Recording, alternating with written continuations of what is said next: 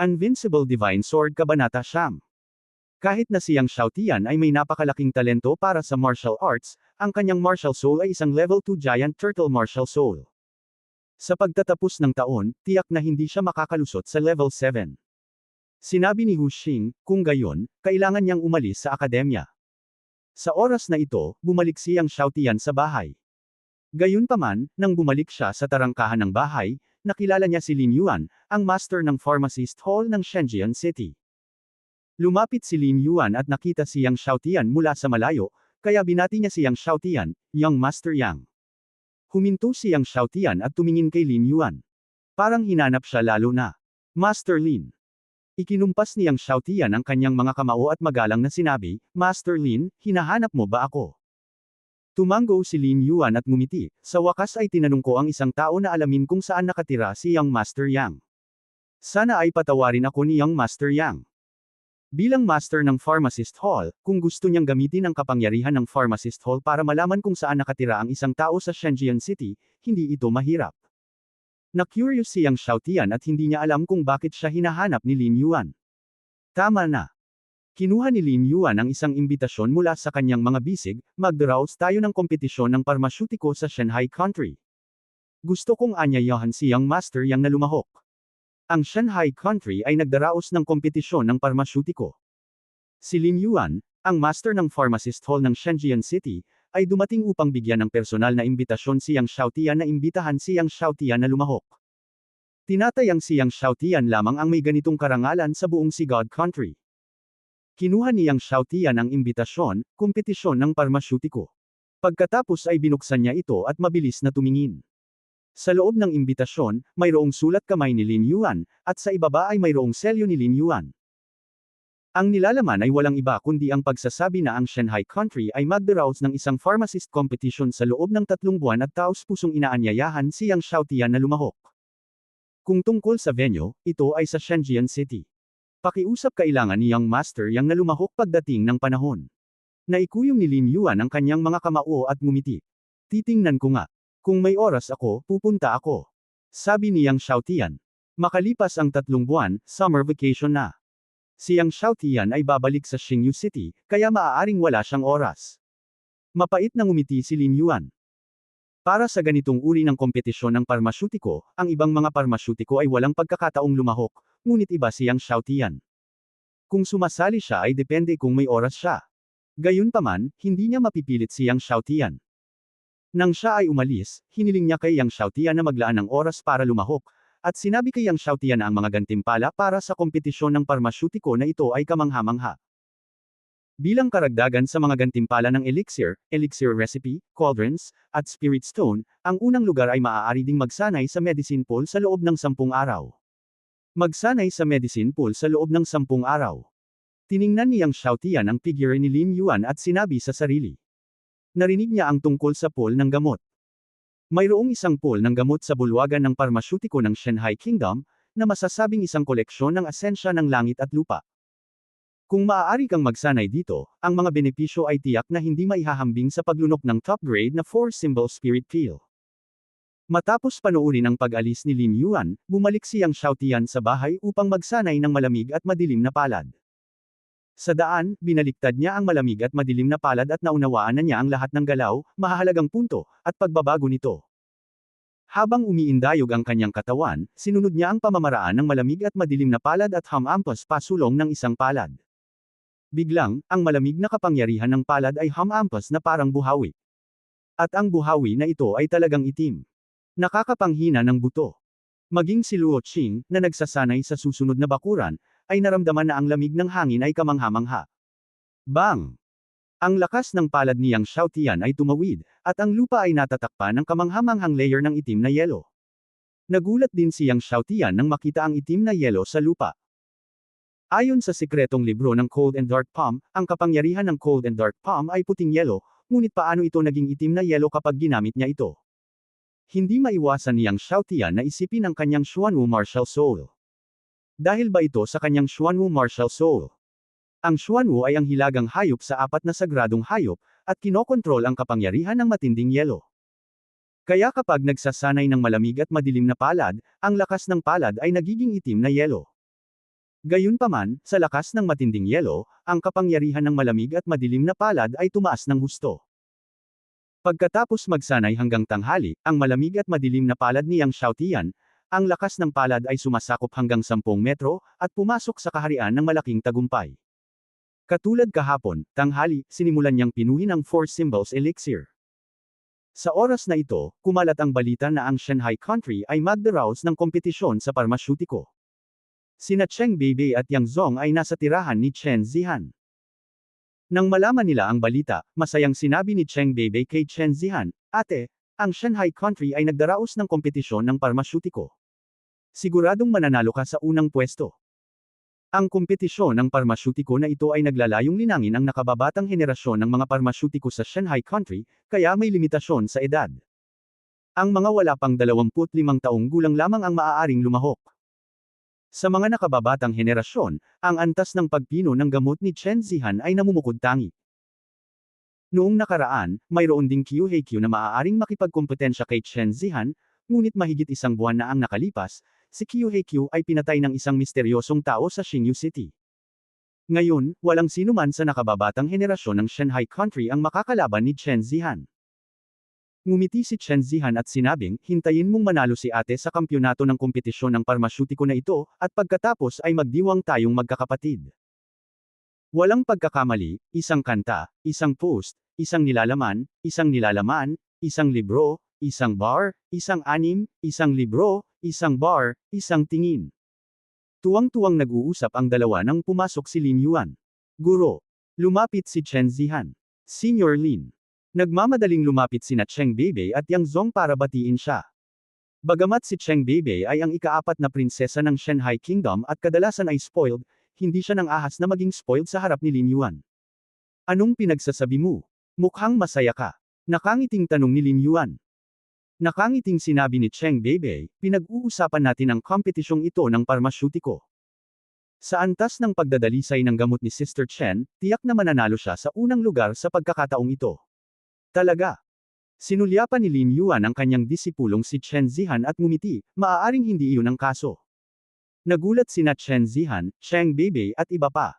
Noong una, inisip ni Chen Zihan na iisipin din ng master na siya ang mananalo sa unang pwesto.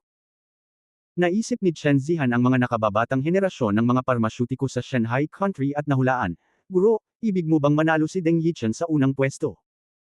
Si Deng Yichen ay ang direktang disipulo ni Wu Qi, isa sa 4 na dakilang alchemist sa Shanghai Country.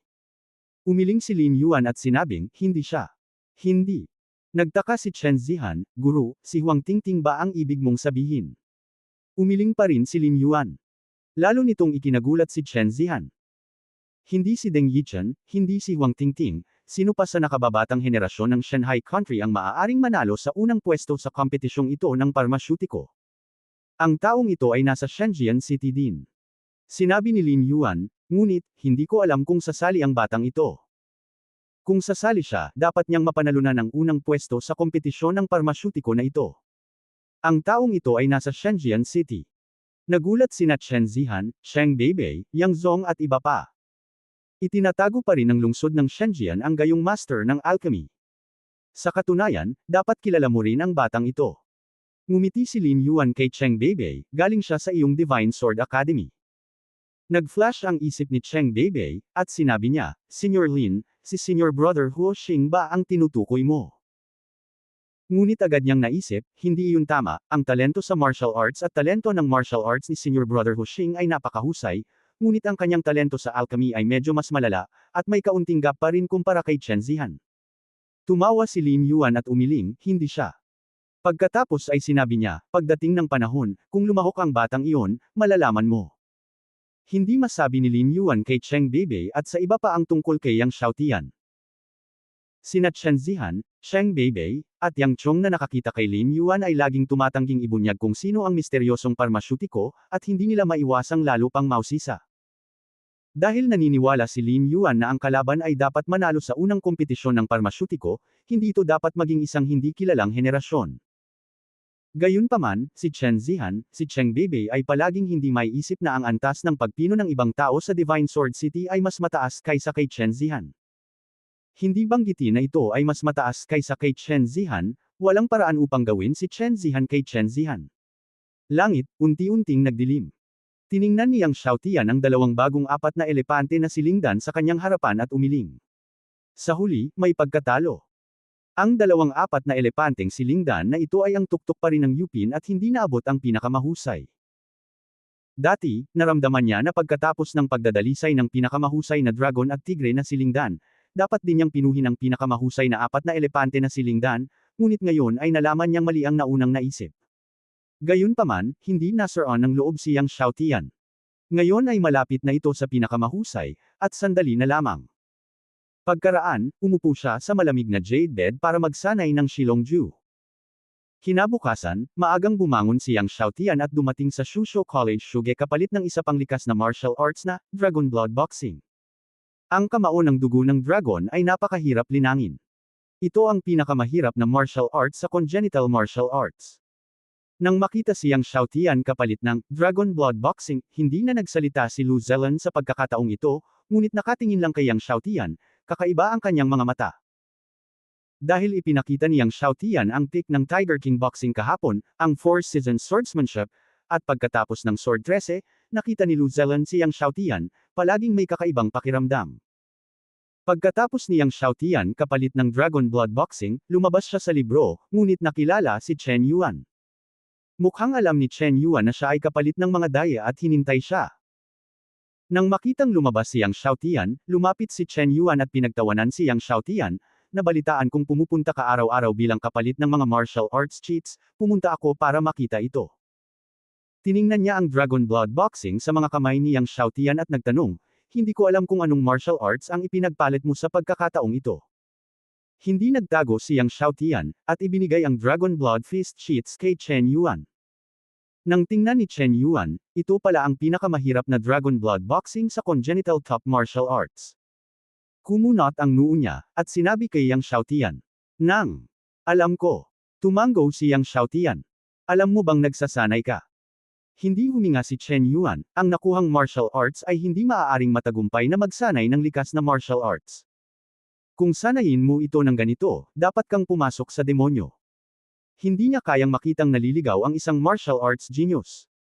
Hiniling din sa kanya ni Din Lim Yong na pumunta kay Yang Xiaotian upang pag-usapan ang tungkol kahapon. Nakita ni Yang Xiaotian si Chen Yuanqi na nagmamadali at alam niya na ang kabilang partido ay mabuti para sa kanyang sarili, at hindi siya nagalit. Tumawa siya, "Alam ko, kung may nakita akong mali, hihinto ako sa pagsasanay." "Salamat Vice President Chen." Nang marinig ni Chen Yuan ang kanyang mga salita, ang kanyang mukha ay medyo mabagal, at sinabi niya, "Nagmamadali ka, dapat mong ilagay ang cultivation sa mga pagsasanay, at magsikap na itaas ang iyong kaharian. Kung nagsusumikap ka, maaaring hindi ka magkaroon ng pagkakataong masira ang ikapitong utos sa loob ng isang taon." Ngumiti si Yang Xiaotian, "Okay, sisikapin kong linangin at sisikapin kong masira ang ikapitong order sa loob ng isang taon." Tapos sabi niya, "Kung okay lang si Vice President Chen, babalik muna ako." Pagkatapos ay kinuha niya ang kamao ng dugo ng dragon at ipinadala ito kay Chen Yuan mo. Tumingin si Chen Yuan kay Yang Xiaotian palayo, umiling, at bumantong hininga. Pagkabalik ni Yang Xiaotian sa bahay, nagsimula siyang magsanay ng long blood boxing.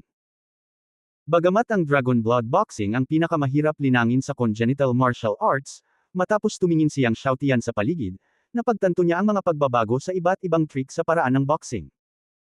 Sa ganitong paraan, sa susunod na araw, si Yang Xiaotian ay nagsasanay ng congenital top martial arts tuwing umaga, at sa hapon, sinasanay niya ang apat na elepanteng silingdan at nagsasanay ng Shilongju sa gabi. Makalipas ang 10 araw.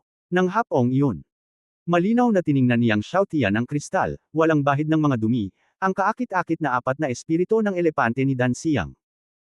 Pagkatapos ng 10 araw ng pagsusumikap, sa wakas ay nakagawa ako ng pinakamahusay na apat na elepante. Maingat na sinusuportahan ng palad ni Yang Xiaotian ang pinakamahusay na apat na espiritu ng elepante, at mahirap itago ang kanyang pananabik. Gamit ang pinakamahusay na apat na espiritu ng elepante na si Dan, ang kanyang lakas ay mabilis na mapapabuti. Umupo siya sa malamig na jade bed at hindi na makapaghintay na lamunin ang pinakamagaling na apat na espiritu ng elepante. Bigla, naramdaman niya ang matagal nang nawala at lumalakas na kapangyarihan. Kinabukasan, nang pinuhin ni Yang Xiaotian ang lakas ng pinakamahusay na apat na elepante na gamot na lingdan-dan, ito ay umabot sa rurok ng likas na 4. Nang makitang nakapasok siya sa tuktok ng likas na 4, masaya siyang Xiaotian. Ang pinakamahusay na 4 na elepante na si Lingdan ay talagang pambihira.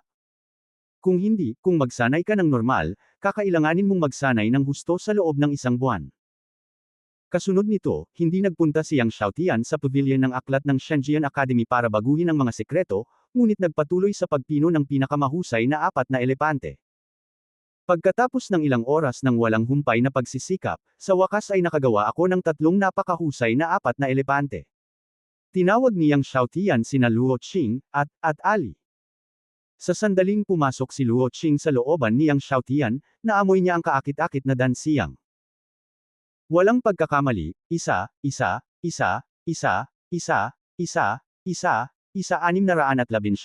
1 libro, 1 libro. Ito ang pinakamahusay na 4 na elepante na si Lingdan. Nakita ni Luo Qing ang kamay ng elixir niyang Xiaotian, na may malaking pagkabigla at pag-blur. Bilang isang prinsipe, pamilyar din siya sa elixir, kaya nakilala niya ang elixir sa Yang Xiaotian sa isang sulyap. Dahil sa kanyang kaalaman, nabigla siya. Kahit na ito ay ang Emperador Daondi, walang maraming mga alchemist na maaaring gumawa ng pinakamahusay na 4 na espiritu ng elepante. Para naman sa Shanghai Kingdom, talagang mas kaunti. Ang Shanghai Kingdom ay maaari lamang magkaroon ng 4 na pangunahing parmasyutiko na maaaring pinuhin ang pinakamahusay sa unang makalangit na Lingdan. Kakanyahan. Ngunit sa harap niya, nagpino siyang Xiaotian. Alam niya na siyang Xiaotian ay nag-purify ng mga table tasks tuwing hapon kamakailan, ngunit hindi niya inaasahan na ganoon kataas ang kakayahan niyang Xiaotian sa pagpino. Bagamat hindi nag-aral ng mga pills sina Art at Ali, narinig na nila ang 4-elephant spiritual pill at alam nila kung gaano kahirap na pinuhin ang top grade na 4-elephant spiritual pill. Sa makatuwid, nagulat sila tulad ni Luo Qing. Ngumiti siyang Xiaotian kay Luo Qing at sa dalawa pa at sinabing, "Oo, ito ang top grade na 4-elephant spiritual pill. Maaari mo itong inumin at magsanay." Pagkatapos noon, nagbigay siya ng 3 top grade na 4-elephant spiritual pills sa 3 tao. Natigilan ang 3. "Master, ibibigay mo ba sa amin para mag-practice?" Hindi makapaniwala si Art. Kinamayan niyang Xiaotian ang kanyang kamay, "Nilunok ko ito kagabi, maaari mo itong lunukan ng walang pag-aalala. Kung kailangan ko ito, muli ko itong pinuhin." Nang makitang sinabi ito niyang Xiaotian, saglit na hindi alam ni Luo Qing at ng dalawa pa ang sasabihin. Dapat mong malaman na ang isang top grade na 4-elephant spiritual pill ay nagkakahalaga ng hindi bababa sa 20,000 ginto. Ito ay hindi bababasa. "Salamat, young master."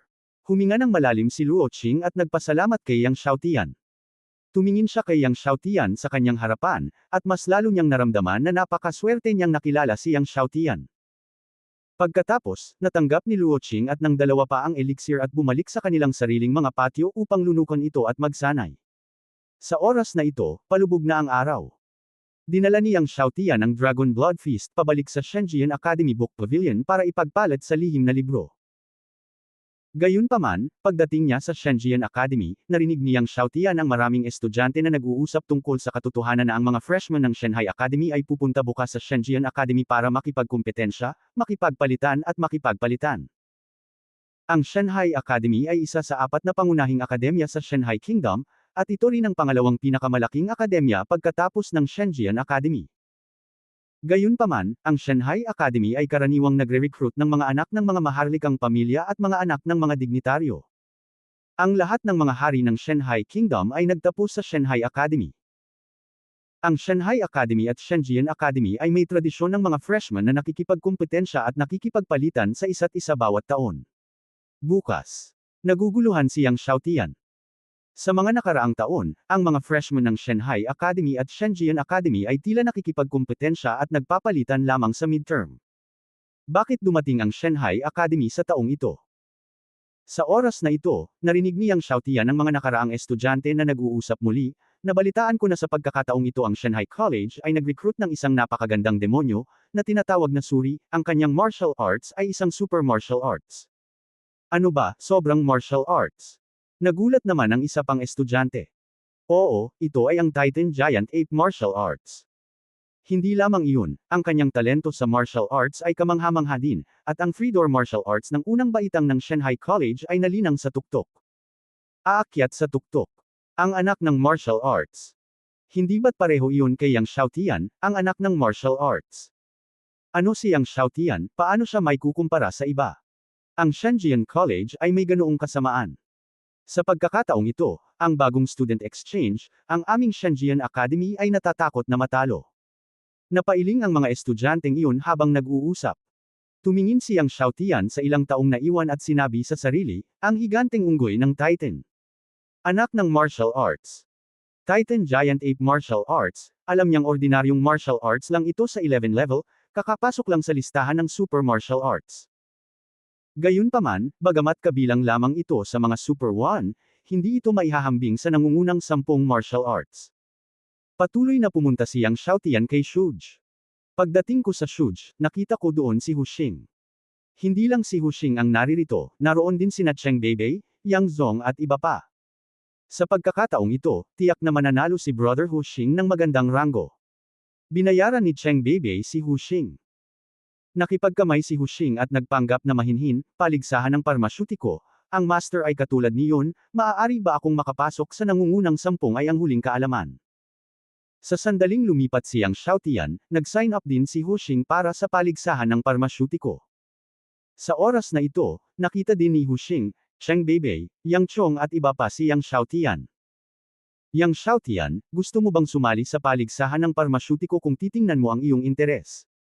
Tumawa si Cheng Beibei, gayunpaman, gusto mong lumahok, kailangan mong maging kwalipikado. Paano mo nalaman na hindi ako qualified? Sinabi ni Yang Xiaotian, kwalipikado ka ba? Si Cheng Beibei ay naging pula na parang lila. Bagamat napakahusay ng kanyang talento, ang talento ng talento ay karaniwan. Sa loob ng ilang taon, bahagya siyang itinuturing na isang apprentice sa isang pharmacist. Talagang hindi siya kwalipikadong lumahok sa kompetisyon ng parmasyutiko. Hindi pinansin ni Yang Xiaotian si Cheng Beibei, na galit at pumunta sa ikalawang palapag ng shoge kapalit ng mga daya. Si Cheng Beibei ay sumigaw kay Yang Xiaotian, huwag ipagmalaki, nilinang mo lang ba ang 3 araw pagkatapos ng 3 pintuan ng martial arts hanggang sa tuktok? Nakakamangha, ang Suri ay 10,000 beses na mas malakas kaysa sa iyo. Tita ko si Suri anak. Bukas, hihilingin kong turuan kanyang mabuti. Hindi na bumalik si Yang Xiaotian sa ikalawang palapag. Nakita ni Cheng Beibei na walang pakialam si Yang Xiaotian, at lalo siyang nagalit. Huxing daw, isang pangalawang martial arts, huwag mo siyang pakialam. Ipinagpalit ni Yang Xiaotian ang isang congenital top martial arts, at bumalik sa bahay upang ipagpatuloy ang paglilinang. Hanggang sa hating gabi na upang linangin ang congenital top martial arts na ito sa kaharian ng Ducheng bago niya sinimulan na linangin ang Shilongju. Kung ang tao ay metapora bilang isang puno, ang mga pagsasanay at ang martial arts ay ang mga ugat, at ang martial arts ay mga sanga at dahon lamang. Sa makatuwid, gaano man kabala si Yang Xiaotian, iginigiit niya ang paglilinang ng dragon. Nang maliwanag ang kalangitan, pinahinto ni Yang Xiaotian ang Shilongju para magsanay at nagsimula ng alchemy. Ang pinakamahusay na 4 na elepanteng si Lingdan ay ginawa para sa gintong hayop. Pagkaraan ng ilang sandali, ginawa ni Yang Xiaotian ang pinakamahusay na 4 na elepante na si Lingdan. Sa pagpapabuti ng paglilinang, ang kanyang pangunawa sa kaluluwa ay lumalakas at lumalakas. Sa makatuwid, mas maikli ang oras na kinakailangan upang pinuhin ang pinakamahusay sa 4 na elepante. Dumating si Yang Xiaotian sa bakuran ng Golden Beast, at ang Golden Beast ay nagsasanay ng paraan ng boxing. Ang paraan ng boxing ay ipinasa dito ni Yang Xiaotian. Nakita ng gintong hayop na dumating si Yang Xiaotian, huminto, lumapit kay Yang Xiaotian, at biglang ibinuka ang kanyang bibig, Panginoon, Master. Nanatili si Yang Xiaotian at nagulat, Xiao Jin, pwede ka bang magsalita? Si Xiao Jin ay nagsanay sa hayop ng higit sa 1 buwan, maliban na ang buong kaliskis ng katawan ay mas ginintuang at mas maliwanag, at walang ibang pagbabago. Hindi inaasahan ni Yang Xiaotian na biglang magsasalita si Xiao Jin ngayon. Bagamat hindi malinaw ang tunog ng mga ngipin, narinig pa rin ni Yang Xiaotian na tinawag nito ang kanyang sariling Panginoon. Ang gintong baluti ay masayang tinawag, oo, Master. Ngumiti si Yang Xiaotian, at masaya siya para kay Xiao Jin. Sa hinaharap, makakapagsalita si Xiao Jin, at mas maginhawang makipag-usap sila. Hindi kailangang ikumpara ni Xiao Jin ang kanyang mga kamay. Sinanay niyang Xiaotian ang pinakamahusay na 4 na elepante na si Lingdan. Kasunod nito, hindi niya ginulo si Xiaojin. Lumabas siya ng bahay na may dalang mga daya at bumalik sa Shuj upang magpatuloy kapalit ng isa pa. Sa sandaling ito, ilang guro at estudyante na lumahok sa palitan ng mga bagong estudyante ay dumating din sa tarangkahan ng Sword Academy. Walang pagkakamali, isa, 619,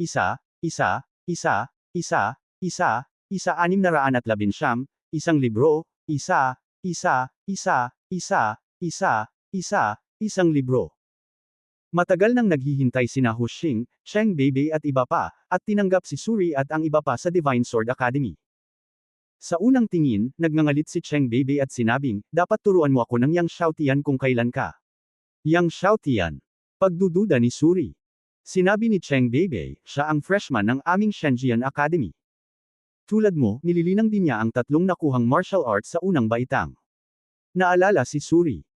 Bago siya dumating, narinig din niya na isang freshman sa Sword Academy ang nagal-inang ng first year 3-door martial arts sa 3 taong gulang na martial arts para maabot ang rurok. Gayunpaman, ang taong ito ay isang pangalawang antas na giant turtle martial art. Nang makitang kamukha ni Suri si Cheng Beibei, natawa siya at nagtanong, na-offend niya ang kanyang pinsan. Nagtambol si Cheng Beibei, si Yang Xiaotian na ito ay nagsanay ng 3 tarangkahan ng martial arts hanggang sa tuktok upang gawin ang poste, at ang galit ay mayabang. Hindi lang ako nasanay sa kanyang kayabangan. Sa katunayan, mula noong Yang Jiazuang, hindi na niya nakikita si Yang Xiaotian. Ngumiti si Suli at sinabing, sige, kung makikita ko siya mamaya, tuturuan ko siya ng leksyon para sa pinsan ko. Dumating si Suli at ang kanyang grupo sa martial arts arena. Sa oras na ito, nasa martial arts arena na ang mga freshmen ng Sword Academy. Gayunpaman, lumingon si Cheng Beibei sa paligid at hindi nakita si Yang Xiaotian. Nahulaan niya na maaaring nasa library si Yang Xiaotian, kaya hiniling niya kay Cao Lu na tawagan si Yang Xiaotian. Kinailangan ni Cao Lu na kumagat ng bala at pumunta sa silid aklatan upang hanapin si Yang Xiaotian, ngunit pagdating sa silid aklatan, nalaman niyang binago ni Yang Xiaotian ang sikretong aklat at umalis. Walang pagpipilian si Cao Lu kundi bumalik sa martial arts arena. Wala dito. Galit na sinabi ni Cheng Beibei, siguro nagtago si Yang Xiaotian. Ngumiti si Suli at sinabing, kung gayon, tuturuan ko siya ng leksyon para sa aking pinsan sa susunod na makilala ko siya. Tumango si Cheng Beibei, at iyon lang ang tanging paraan. Kasunod nito, ito ay isang freshman exchange. Si Siri ay humakbang pasulong, sinulyapan ang mga bagong estudyante ng Sword College, at dahan-daang sinabi, sino ang mauuna? Sino ang maaari mong harangan ng aking 3 galaw, kahit na ako ay matalo? Nympho. Yang Xiaotian kapalit ng mga daya. Matapos iwanan ang libro, huminto siya nang madaanan niya ang Baijian Square ng kolehiyo. Sa mga araw na ito, hindi pa siya nakapagtala ng 100 espadang bato sa Baijian Square. Ngayon, gusto niya itong mapagtanto. Nang maalala niya ang unang pagkakataon na pumasok siya sa kolehiyo, pagkatapos na madaanan ng Baijian Square, sinabi ni Cheng Beibei na kung maiintindihan niya ang anumang espadang bato, ito ay ang libingan ng mga ninuno. Nauusok ka ba? Sinabi ni Yang Xiaotian sa kanyang sarili, at pagkatapos ay lumapit sa unang malaking batong espada. Ang bawat malaking stone sword ay naglalaman ng isang set ng unpredictable swordsmanship, ngunit ang ibabaw ng stone sword ay walang anumang sword tricks, at kailangan mong bisitahin ang sword chi sa stone sword. Tumayo si Yang Xiaotian sa harap ni Shi Jian at naramdaman ang sword chi na nakapaloob sa stone sword gamit ang kanyang puso. Sa mga mata niya, unti-unting naglaho ang lahat ng nasa paligid niya. Sa kanyang mga mata, tanging ang malaking batong espada lang ang nasa harapan niya. Tila napunta si Yang Xiaotian sa isang malawak na mundo ng espada. Sa mundo ng sword chi, hindi mabilang na sword chi ang puno ng saloobin. Ang bawat sword chi ay sadyang lumilipad. Niliwanagan ni Yang Xiaotian ang trajectory ng hanging espada na ito. Pagkaraan ng ilang sandali, sa kanyang mga mata, ang mga espadang ito ay naging isang eskrimador. Ang bawat espadang lalaki ay nagpapakita ng swordsmanship. Sa sunod-sunod na swordsman ng mga swordsman, ang malaking batong espada ay naging liwanag ng sword gas, at ang sword gas light ay naging mas maliwanag at mas maliwanag. Sa oras na ito, na-sweep ni Suri ang freshman ng Sword Academy na may sweepang trend. Ang freshman ng Shenjian College, walang makakapag-take sa kanya ng 3 galaw, halos lahat ay talunan. Napanood ni Suri ang isang bagong estudyante sa Shenjian Academy, at siya ay nabigo. Sa orihinal, dumating siya sa Shenjian Academy sa pagkakataong ito, at umaasa siyang maaaring kunin ng ilang freshman ang kanyang tatlong galaw. Pero walang tao.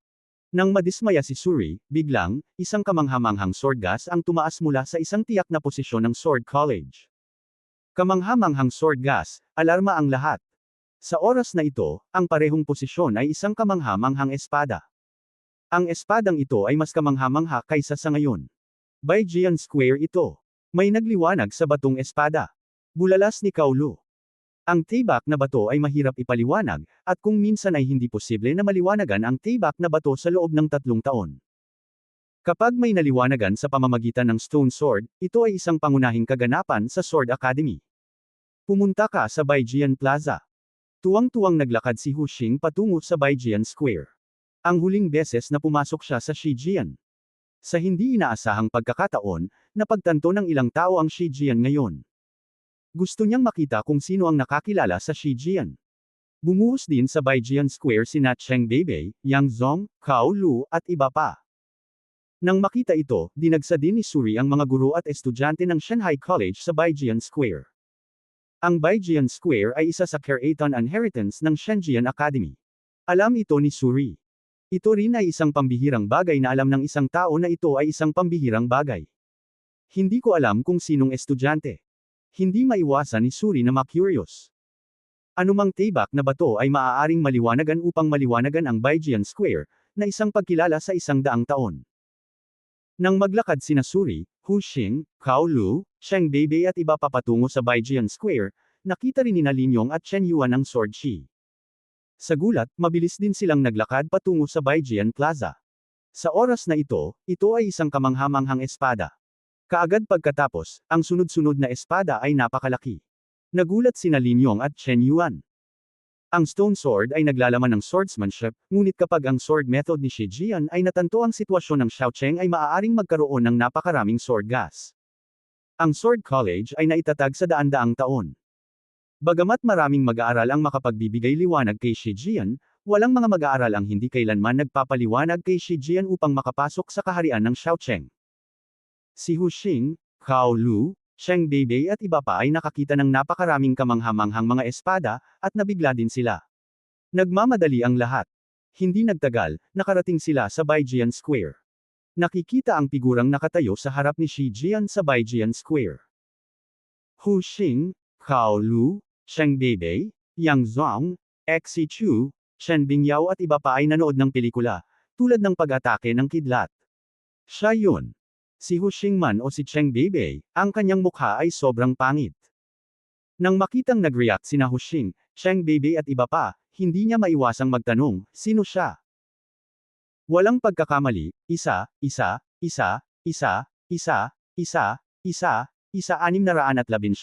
isang libro, isang libro. Yang Xiaotian. Halos magngagot ang mga ngipin ni Cheng Beibei at iluwa ang salita. Tumingin si Hu Xing kay Yang Xiaotian na nakatayo sa harap ni Shijian, at nagseselos sa kanyang puso. Walang mag-aaral na kailanman naliwanagan si Shijian upang makapasok sa kaharian ng Xiaocheng. Ngunit ginawa ito ni Yang Xiaotian. Ang taong ito ay si Yang Xiaotian. Siya yun. Ang pandinig ni Suri ay si Yang Xiaotian at nabigla. Hindi niya inaasahan na maliliwanagan ang mga estudyante ni Shijian. Ito pala ay si Yang Xiaotian, isang freshman ng Sword College. Tumingin si Suri kay Yang Xiaotian, na ganap na nalubog sa mundo ni Shi Jianjian, at lumipat kay Yang Xiaotian. Nang makita ito ni Cao Lu, nagmadali siyang pasulong at pinahinto si Suri pababa, at sinabing matalas, Suri, ano ang ginagawa mo? Sa oras na ito, si Yang Xiaotian ay nakalubog sa mundo ng mga espadang bato, at siya ang pinakanainggit sa pagkagambala ng iba. Kapag naantala ito, magiging mahirap na maliwanagan si Shijian sa susunod. At malubha ay maaaring agawin ng espada chi. Kahit na hindi siya nakalulugod kay Yang Xiaotian, ito ay dalawang code. Ang Sword College ay may napakagaling na kendo, at hindi niya dapat pahintulutan itong makagambala kay Yang Xiaotian. Nang makita si Cao Lu na humaharang sa daan, ngumiti si Suli nang hindi nakakapinsala at sinabi, Teacher Cao, huwag kang kabahan. Wala akong masamang intensyon. Nandito kami para makipagpalitan ng mga freshman. Dahil freshman si Yang Xiaotian, gusto ko lang matuto mula sa kanya. Hindi naman sobra-sobra ang kahilingang ito, di ba? Sa pagsasalita tungkol dito, biglang inatake ni Su Li si Yang Xiaotian gamit ang isang espada. Yang Xiaotian, ako si Su Li mula sa Shanghai College. Mayroon kang napakalakas na talento sa swordsmanship. Siguro kung makukuha mo ang aking tatlong espada. Hindi inaasahan ni Cao Lu na biglang aatake si Su Li. Nagbago ang mukha niya. Nagmamadali siyang hamampas ng palad, sinusubukang hadlangan ang lakas ng espada ni Su Li, ngunit mas mabagal pa rin siya ng isang hakbang. Ang isang bahagi ng sword energy ni Su Li ay umatake pa rin kay Yang Xiaotian. Nang makita na ang sword energy ni Su Li ay malapit nang tumama kay Yang Xiaotian, biglang, ang sword energy ni Yang Xiaotian ay sumambulat mula sa kanyang katawan at hinaranggan ang sword energy ni Su Li. Gayunpaman, ang pangunawa ni Yang Xiaotian ay naputol dahil dito. Binuksan ni Yang Xiaotian ang kanyang mga mata at malamig na tumingin kay Su Li. Nang makitang matagumpay niyang nag-ambala si Yang Xiaotian, lihim na natuwa si Su Li. Tumalon siya at sinaksak muli ng espada si Yang Xiaotian, ikalawang espada. Lumakas ang enerhiya ng espada. Ang lakas ng espada ni Su Li ay napakaliwanag. Ito ang Jinghong Sword Technique. Ang Jinghong Sword Technique ay ang pinakamalakas sa compulsory martial arts para sa unang baitang ng Shanghai Academy. Na-practice na ito ni Su Li hanggang sa tuktok para maisip mo ang kapangyarihan nito. Sa pagtingin sa pagsaksak ng espada ng kalaban, biglang sumipa si Yang Xiaotian gamit ang isang paa. Hindi nakita ni Su Li kung paano sumipa si Yang Xiaotian. Nang mag-react siya, sinipa na siya ni Yang Xiaotian ng malakas sa tiyan. Bang! Tumalbog si Su Li na parang hipon. Direkta niyang tinamaan ang labas ng 100 Sword Square, at bumulwak ang dugo sa kanyang bibig. Binawi ni Yang Xiaotian ang kanyang paa, malamig ang kanyang mga mata. Super Martial Soul, pinalayas ni Yang Xiaotian. Nang makitang si Su Li, na may Super Martial Soul, ay pinalayas ni Yang Xiaotian na parang hipon, natigilan si Cao Lu at ang iba pa. Kasama sina Cheng Bebe at Yang Zong. Nakita ng lahat kung gaano kalakas si Su Li. Sa freshman competition ngayon lang, nasweep niya ang lahat ng freshman ng Divine Sword Academy. Gayunpaman, si Su Li, na tumangay sa lahat ng mga freshman ng Divine Sword Academy, ay pinalayas ni Yang Xiaotian. Kaya naman nabigla ang lahat. Dumating din sina Lin Yong at Chen Yuan sa tamang oras at nakita nila si Su Li na sinisipa ni Yang Xiaotian mula sa malayo. Nagulat din sila. Umakyat si Su Li at tumingin kay Yang Xiaotian sa gulat at galit. Isang matinding kahihiyan ang patuloy na umuusbong mula sa kaibuturan ng kanyang puso. Isa siyang demonyong henyo na may super martial soul, ngunit siya ay pinalayas ng isang freshman na may pangalawang antas na martial soul ng Divine Sword Academy. At ito ay nasa harap ng mga guro at estudyante ng Divine Sword Academy at ng Divine Sea Academy. Nakakahiya. Dahan-daang tumayo si Suri at tinitigan si Yang Xiaotian. Yang Xiaotian, hinahanap mo ang kamatayan. Ang kanyang buong katawan ay umaaliwalas sa liwanag, at isang malaking liwanag at anino ang lumitaw sa kanyang likuran, na siyang kanyang super martial soul na Titan Giant Ape. Sa pagtingin sa halos 10 metro ang taas at malaking Titan Giant Ape sa likod ng Suri, ang puso ng lahat ay humigpit. Isang kamangha-manghang pressure ang natangay mula sa Titan Giant Ape. Maraming tao ang nakakita sa Super Martial Soul sa unang pagkakataon, at lahat sila ay nagulat nang makita ang Titan Giant Ape na napakalakas. Sa pagkakataong ito ay lalong uminit ang buong katawan ni Suri. Lumitaw sa kanyang buong katawan ang buhok at balat ng Titan Giant Ape. Sa di kalayuan, para siyang miniature na Titan Giant Ape. Isang malakas na baka ang sumabog mula kay Suri. Bigla siyang tumalon at lumapag sa harap ni Yang Xiaotian. Nang siya ay bumagsak, ang lupa ay gumawa ng isang malakas na putok, at nakita niya na ang lugar kung saan ang kanyang mga paa ay talagang natapakan sa isang malalim na hukay. Pagkatapos ng pagbabagong anyo ng kaluluwa, si Suri ay hindi lamang nagkaroon ng mga kamangha-manghang pagpapabuti sa bilis, lakas, at depensa. Kung mas malakas ang martial soul, mas malakas ang pagpapala ng pagbabago ng kaluluwa. Yang Xiaotian, kumuha ka ng isa pang espada sa akin. Lumapit si Su Li kay Yang Xiaotian at sinaksak gamit ang mahabang espada sa kanyang kamay. Ang liwanag ng espada ay marahas na pumutok, at ang mga anino ng espada ay mabigat, na nagbibigay sa mga tao ng pakiramdam ng hindi mahuhulaan, at ang liwanag ng espada ay talagang nagparamdam sa mga tao ng kawalan ng ulirat. Ito ang Ghost Sword Technique. Nagulat ang isang estudyante. Ang Ghost Sword Technique ay isa sa mga nangungunang nakuhang martial arts ng Shanghai Academy. Isa rin ito sa pinakamahirap na nakuhang martial arts. Hindi inaasahan ng lahat sa Shenjian Academy na matagumpay na maisasanay ni Su Li ang Ghost Sword Technique, at kung ihahambing sa kapangyarihan nito, tiyak na naabot na nito ang estado ng mahusay na tagumpay. Mag-ingat ka. Sa di kalayuan, hindi napigilan ni Lin Yong, Chen Yuan at iba pa na paalalahanan siya ng may pag-aalala. Nang makitang sasaksakin na ng Ghost Sword ni Su Li ang dibdib ni Yang Xiaotian, biglang, iniwas ni Yang Xiaotian ang mahabang espada sa kanyang kamay. Biglang lumiwanag sa hangin ang mga anino ng espada. Ang anino ng espada ay talagang umabot sa ika-10 antas. At ang figure ni Yang Xiaotian ay nawala sa loob ng maikling panahon. Ang orihinal na akala ni Su Li na ang espadang ito ay tiyak na tatama kay Yang Xiaotian, ngunit bigla niyang nakita ang maraming anino ng espada na bumaril sa kanya, at ang figure ni Yang Xiaotian ay nawala. Bigla siyang nakaisip ng sword technique, at nagbago ang mukha niya. Gusto niyang umatras ng mabilis, ngunit ang anino ng espada ni Yang Xiaotian ay masyadong mabilis, at hindi na siya maka-atras. Halos kasabay nito, ang 10 anino ng espada ni Yang Xiaotian ay tumama sa kanya. Ang anino ng Ghost Sword ni Su Li ay walang silbi. Halos kapareho ng dati, muling bumaril si Su Li, sa pagkakataong ito, mas mabilis at mas matatag, at bumagsak sa lupa. Muling bumulwak ng dugo si Su Li. Tahimik ang eksena. Phantom Sword Technique, ang rurok ng perpektong kaharian. Gulat na tiningnan ni Cao Lu si Yang Xiaotian. Ang Phantom Sword Technique ay isa ring top acquired martial arts. Kapag ito ay nilinang sa perpektong kaharian, ito ay maihahambing sa likas na martial arts. At ang hirap mag-practice ay mas malaki pa sa Ghost Sword Technique.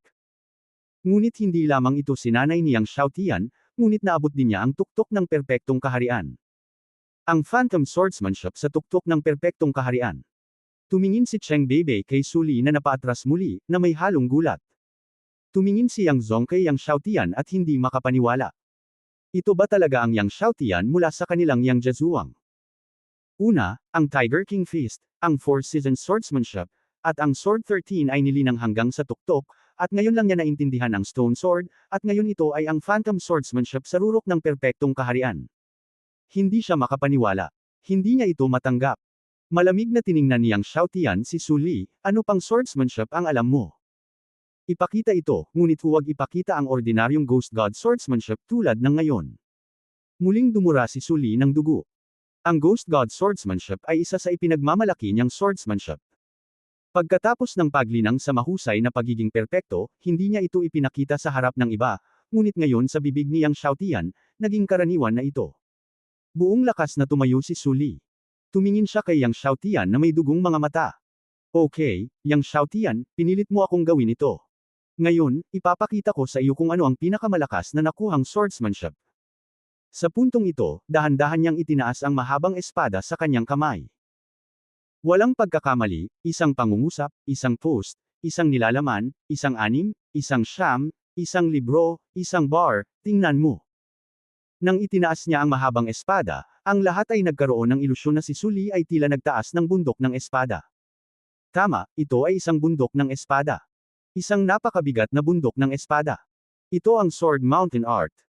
Ang Sword Mountain Art ay nawala sa loob ng 100 taon, at natutunan ni Su Li ang Sword Mountain Art. Nakilala ng isang grupo ng mga Sword Master sa eksena na ang gagawin ni Su Li ay ang Sword Mountain Art na nawala sa loob ng 100 taon.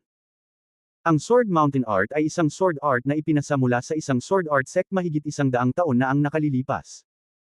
Mahigit 100 taon na ang nakalilipas, ginamit ng kanyang sekta ang sining na ito upang humanga ang kaharian ng Shanghai at ang mga nakapaligid na bansa. Ang Jianshanju na ito ay hindi isang postnatal skill, ngunit ang postnatal realm ay maaari ding magsanay ng unang 2 sword moves. Noong nakaraan, ang postnatal realm disciple ng sword tradition ay nagpractice lamang ng unang 2 sword move ng Jianshanju, at nagawang walisin ang parehong kaharian, at hindi magagapi sa parehong kaharian. Oo, Jianshanju. Itinaas ni Su Li ang kanyang mahabang espada at bigla itong nilaslas kay Yang Xiaotian, matigas na sinabi, sword caught Tai Chi. Habang naglalaslas siya ng kanyang espada. Biglang, isang parang bundok na sword light ang pumutol sa hangin at agad na tumama sa ulo ni Yang Xiaotian. Sa sandaling ito, naramdaman ng lahat ang nakapangangilabot na kapangyarihan na nakapaloob sa parang bundok na liwanag ng espada. Normal ang mukha ni Yang Xiaotian, itinaas niya ang kanyang espada at ibinaba ito. Biglang lumitaw ang isang sword wave. Pagkatapos, lumitaw ang isa pang sword wave. Pagkatapos, ang ikatlo, ikaapat, at ikalima. Ang mga alon ng espada ay walang katapusan. Kasabay nito, tila narinig ng lahat ang tunog ng pagtaas ng tubig sa dagat, at ito ay totoong totoo. Bang! Parang walang hangganang kapangyarihan ng dagat na bumabangga sa bundok ng espada. Sa orihinal na impresyon ng lahat, hindi mayayanig ng dagat ang bundok, ngunit sa sandaling ito, sa ilalim ng pambobomba ng walang katapusang mga alon ng espada, ang liwanag ng espada na parang bundok ng espada ay patuloy na sumasabog pabalik, at ito ay hamina, at sa wakas ay nawala ng walang bakas. Ang alon ng espada ay umaalingaw-ngaw pasulong. Si Su Li ay nilubog ng sword wave. Nakita ng lahat na si Su Li ay itinapon na parang nalaglag na dahon. Hanggang sa mawala ang sword wave ay bumagsak si Su Li sa lupa sa dulo. Ang pinakamalakas na nakuhang swordsmanship. Tumingin siyang Xiaotian kay Su Li na nahulog sa dulo ng kanyang paningin at malamig na sinabi, iyon lang.